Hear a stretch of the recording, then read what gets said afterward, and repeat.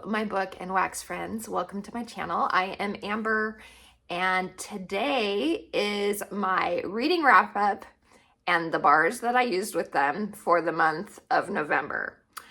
November was a very pitiful month in regards to reading my TBR. So I had, and I'll put the little graphic up for you guys. I had 8 books to read from my official TBR in November. And I ended up reading 3 of the 8 books from the list. So definitely not very good, but that's okay. It's just a for fun official list anyway. And yeah, so let's get into the ones that I did read. So the ones that I didn't even get to was Wayward. I decided that from my official list, I heard some more content about it, and I decided it just wasn't for me. It wasn't what I wanted to read. So I just ended up not even starting that one. Starling House, I did start, and I was just like through the first chapter or so, maybe not even the first chapter, and I just wasn't feeling it. So I DNF'd that one. Then I never got to the Village Library Demon Hunting Society and never got to The Spells of Love. And I did start A River Enchanted. That was actually the last book that I was reading towards the end of the month. But I'm just soft DNFing it because I am ready for all the holiday, cozy, fantasy, whimsical type books now.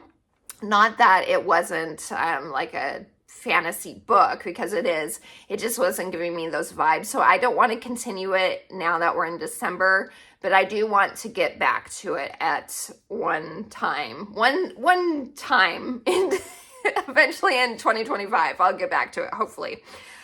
So those are the ones that I didn't get to, but I did end up reading 5 books, 3 from the official TBR, and then 2 extra ones. So I did 5, not the best, but not terrible. It's just November was a very busy month. We moved our daughter, we moved her up to Vancouver. And yeah, so we were gone a lot, which you think that would translate to reading, but I wasn't really feeling super ready during that time.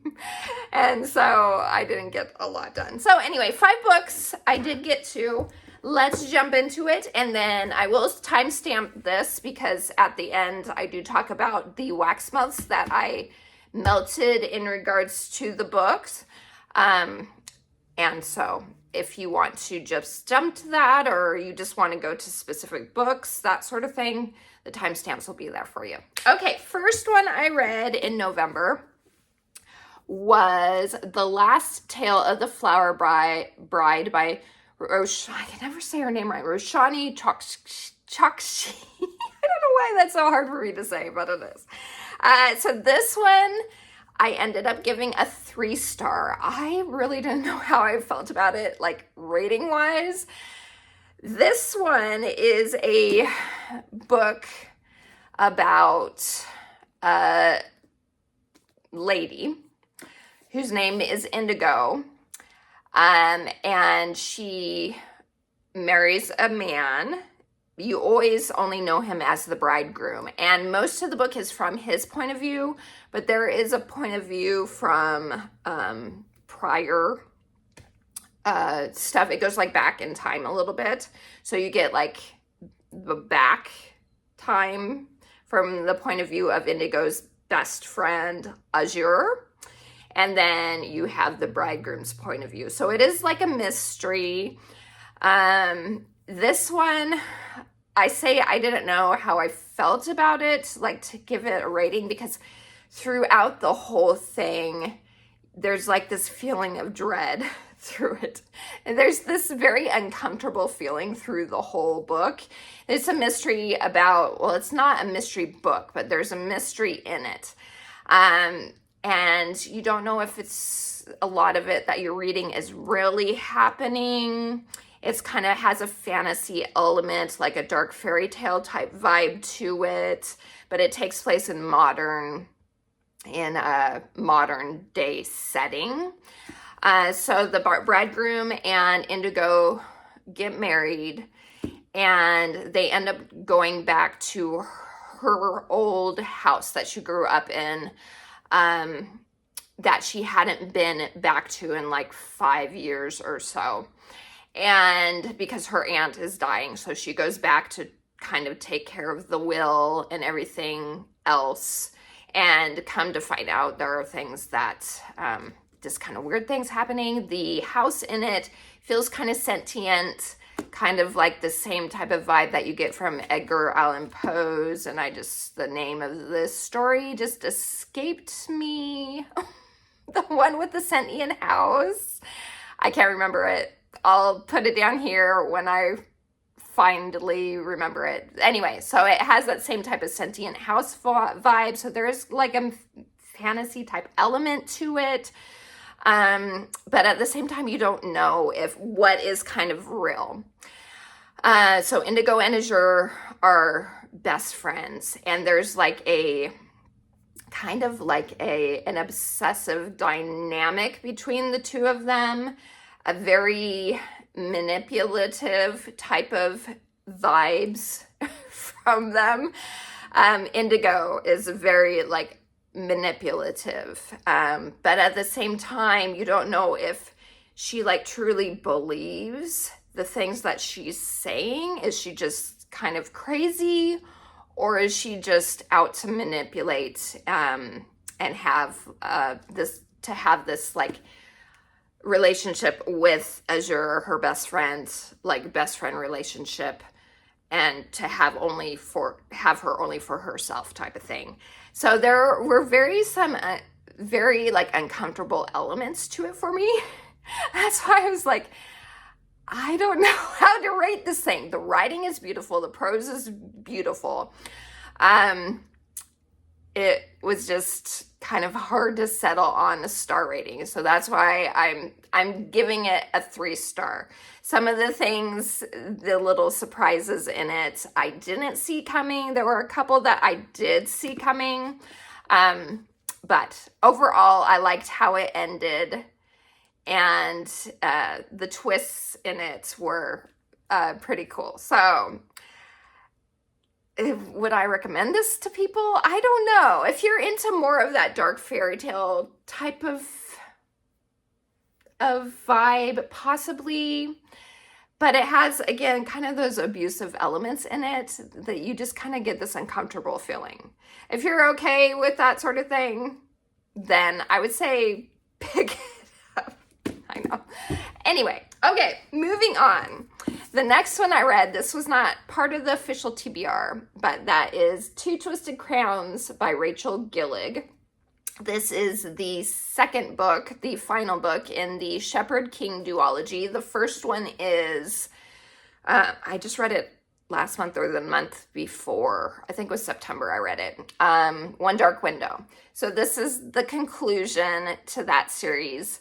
Loved it. I loved it even more than the original. The original book I gave 4 stars, I think. This one was close to 5 stars. This is 4.75. You get more points of view in this one. There's kind of like 2 different storylines going on in this one that you don't have in the first one. So I don't want to spoil anything for you, but the first book is about this world they live in. It's a fantasy world, and the magic in it is done by cards. Normally there's certain cards in it that give you different types of abilities, and there's only a certain amount of cards. And they live in this world where there's this mist that is dangerous for them, and they can't get rid of it. And it comes about by this god type of creature. I'm trying to remember what they called her. Anyway, so Elspeth, who is the main character in the original story, she ends up with this ability because you get magic, the illegal magic that you end up being killed for is pretty much what it is, from getting sick, this fever. And then you end up with an ability, kind of. And she ends up, when she's a child, getting sick. And but she's hid. That's hid. She's hid. She ends up going to live with her aunt and uncle, and is hid from the king, who wants to kill people that have magic that isn't officially sanctioned. The magic also is something that, if you get it that way, the fever type of magic, everyone's abilities end up different, but you can end up going crazy or you can end up dying. Most of the time, there's a price for the magic that you end up getting. And so Elspeth ends up getting this magic, and she ends up with this, he's called the Nightmare, and he ends up kind of like in her head. And so you have a dynamic between the two of them. So anyway, this continues the story, picks up where the last one left off, and the last one left off on a pretty much a cliffhanger. So I definitely wanted to get to this one. Like I said, 4.75 stars for me. It would have been 5 stars, but there was quite a few F-bombs that I wasn't a fan of. And for me, it takes me out of the story if there's a ton of language like that. And so I can't give it a 5-star because I cringe, every time something like that comes along. So if language doesn't bother you, I highly recommend this series. This would probably be a 5-star for you. It was so great. I loved it. I loved the way it ended. I actually got teary-eyed from it. Didn't outright cry, but I did get choked up and teary over it. So highly recommend the series. I thought it was really good. Okay, next I read Foxglove by Adeline Grace. This is the second book in the Belladonna series. It is a trilogy. This one kind of was like 3 different parts. The first part, I wasn't really enjoying it all that much. But I pushed through, thankfully. Once I got to the second part, it picked up more. You get dual points of view between Signa and someone else. I don't want to spoil anything because it could spoil things if you haven't read the first book. And the first book, I'll just go into what the first book is about. Let me give it a rating. I'm sorry, I'm super scatterbrained when it comes to talking about my reviews. That's just how I am. My mind jumps around from one thing to another, and then I'm like, oh, I want to say this. Anyway, so that's just how I am. Hopefully you're okay with it. It's entertaining, if nothing else. Okay, so my overall rating for this book, let me say that now, is 3.5 stars. So it's less than what I rated Belladonna. I did like Belladonna more, but the last part of this book definitely made me want to read the third and final book. So I think I'm really, really going to love the final book with how things progressed at the end of this one.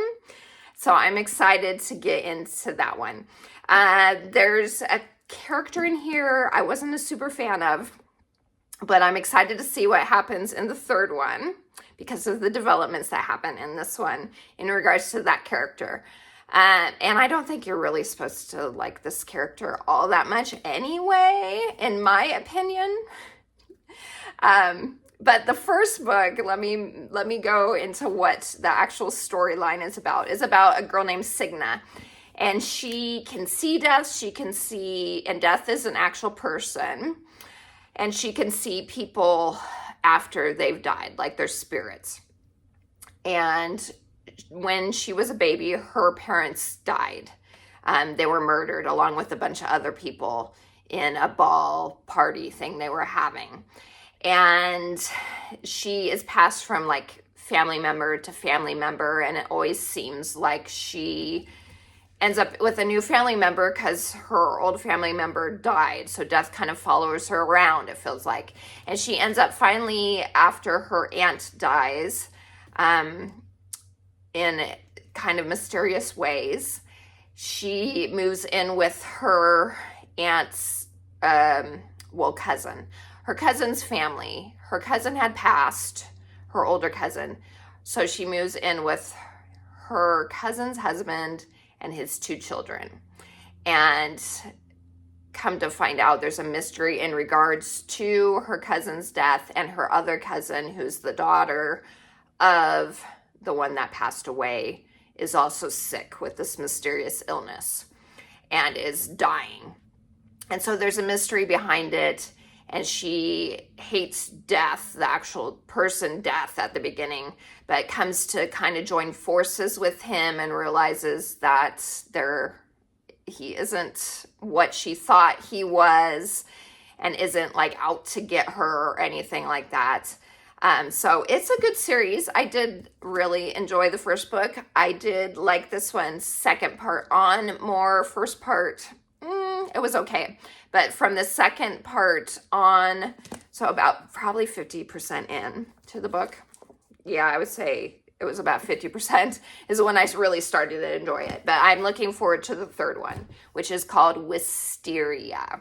So, okay, the next one I read is Library of Shadows. This is, sorry for the glare, by Rachel Moore. And this was actually one that was a prompt. And this was, I think, yeah. So this was a cover with a yellow, or a book with a yellow cover, this was the one that had like the most yellow for me. So this is the one that got chosen. And this one was rated about 3.75 stars. For me, it is about a girl named Estee. She ends up going to she gets like a full ride scholarship to a school, a prestigious school in, I think it's Virginia. Is it Virginia? Something like that. I don't know. And her father had gone to that school at one point in time. And there is a mystery kind of surrounding why he left and what happened. And she wants to figure that out, what in the world's going on. And ends up being some paranormal aspects of it. As you can see, there's a ghosty type of person. So she ends up being able to see these ghosts that are in the library. And there's a mystery in regards, there's like a curse mystery happening throughout the story that she's trying to help the ghosts solve so that they can come back to life type of thing. And yeah, it was good. It was kind of insta-lovey, kind of just a lot of it felt a little bit forced, I feel like, in regards to the love story in it. And then there was the mystery aspect of it was a little bit like Mateo, the one ghost. He had been there the longest. How did he not realize that this was what had happened, since he'd been there stuck in the library for a while? Or even if he did know, why didn't he tell Estee that this thing is the reason why this is happening? But if he had been there the whole time, and he's like been stuck there for like in the library for like 100 or something years, wouldn't he have seen this thing by then? Anyway, I don't want to give anything away. So anyway, this is why it was a little less than 3 stars. I liked it. I liked it more than okay, which would have been 2-star for me. But it didn't reach I liked it status, which is a full 3 stars. So, yeah, it was fine. I would read another book actually, I did have another book by her, but that one went back to the library, Us in Ruins. I would read. I am planning on eventually getting to that one. So, okay. And then finally, my final book, When in Rome by Sarah Adams. And this ended up being a 4-star for me. I did really like it. It was super cute. It is a romance, a rom-com type of book. And it is about a girl named Amelia. Her stage name is Rose. And she's like superstar status singer. Think Taylor Swift, that type of famous. And she doesn't know what she wants to do. She loves singing, but she's burnt out is pretty much what it is. And she's been managed like for 10 years or so and doesn't make decisions on her own pretty much, doesn't know who she is, doesn't have that flair for life and singing like she used to when she first started out. So she ends up, before her next world tour starts, she decides that she's going to go to Rome, but not Rome, Italy. She ends up Rome, Kentucky. She decides to, like a spur of the moment, I'm going to go and I'm going to do this and kind of figure things out in regards to my life and what I want type of thing. So she goes, she ends up breaking down like right before she gets into town and comes across this guy. What's his name again? Oh yeah, Noah. He ends up helping her in regards to her vehicle and all those things that follow that. So it's a small town romance. It's very, very cute. It was very cute. There's some good depth to the characters though. You end up really liking, or I did end up, I liked Amelia. I liked Noah. I liked the extra casts of characters. Noah has 3 sisters. Yeah, he has 3 sisters. There is one more book. I don't know if Sarah is writing more in the series, but they're like interconnected standalones. The second book is about one of his sisters. So I'm looking forward to reading that one. That one seemed more of like a maybe around Valentine's Day type of read. So I'm looking forward to picking that one up. This one was super cute. There is spice, but not like sex scenes really. It's closed door romance. But there's some, kissing type stuff. That ends up happening. But I like that Sarah Adams writes more closed door stuff. So I did enjoy that because I am not the in-your-face type of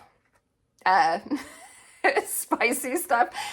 So if you're looking for a cleaner type of cleaner type of romance story, Sarah Adams books are good ones to pick up. So yeah, the 4 stars, When in Rome. Oh, I also love the connection that Amelia had to, she loves Audrey Hepburn and all of Audrey Hepburn's movies. And I also love Audrey Hepburn and all of Audrey Hepburn's movies.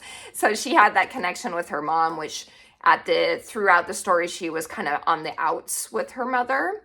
And so you kind of see how things progress with that as well. So yes, very, very cute and do highly recommend it. It was adorable. So When in Rome. Okay, moving on. Let's get to the wax melts that I decided to go with in regards to the book. So for The Last Tale of the Flower Bride, I decided to do the Cocoa Bar Familia Comes First.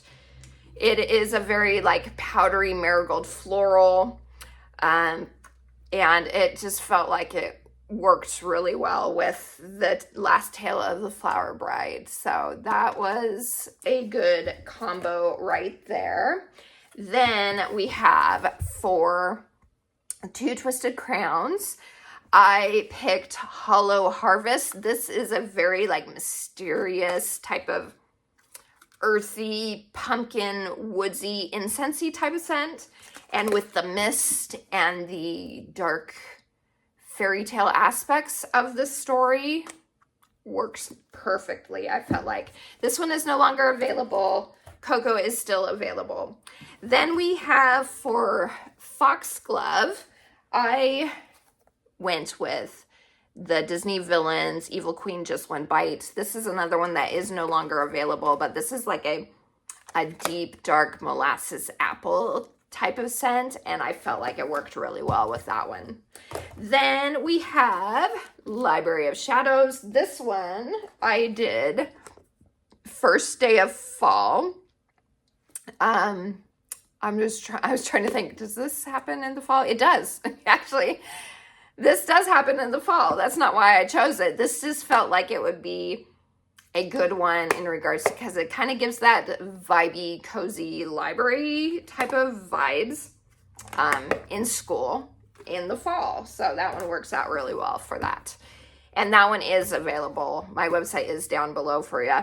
And then lastly is One in Rome. This one deserved, because it's such a sweet, cute, feel-good type of story. It deserved a fluffy, sweet scent. I went with whipped frosting, which you can get now, but only through Scentsy Club, which is also linked down below. And it's such an amazing scent. It's exactly what it says, whipped frosting.